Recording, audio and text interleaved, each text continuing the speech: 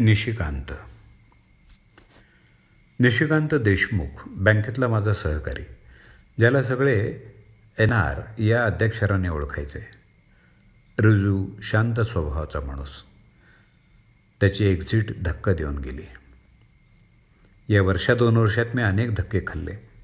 देवीदास कुलकर्णी, देवीदास वजे, सुभाष कुलकर्णी, किती नावं घेऊ.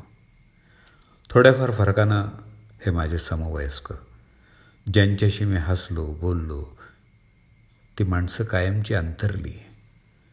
यावर माझा अजूनही विश्वास बसत नाही.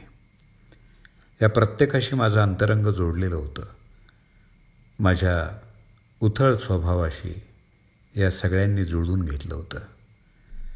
मध्यम उंची, सडसडीत बांधा, डोक्यावर तुरळक मागे फिरवलेले केस, शांत डोळे, सरळ नाकाखाली पिरॅमिडसारखी रेखलेली बारीक मिशी, गोरा वर्ण, अंगात फुलशर्ट आणि पॅन्ट, बस झाला NR तयार.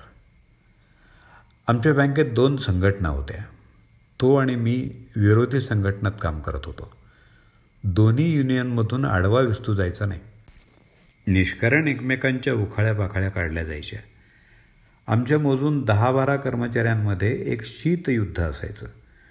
दोन्ही संघटनांचे सभासद एकमेकांकडे वाकड्या नजरेनं पाहिजे. या पार्श्वभूमीवर शांत स्वभावाचा निशिकांत थोडा वेगळा वाटायचा. त्याचा स्वभाव मुळातच अबोल होता. कधी बोललाच तर त्यात कधीच विखार नसायचा. तसा तो स्वभावानं मोकळाही होता. कधीकधी माझ्याजवळ यायचा, दोन्ही हात मागे मानेवर ठेवायचा आणि मंग्या मला उचल असं म्हणायचा. मी त्याच्या हाताभोवती कवळा घालायचो. त्याच्या पाठीची हाडं कडकड कडकड वाजायची. हां, आत्ता बरं वाटलं बघ असं म्हणायचं.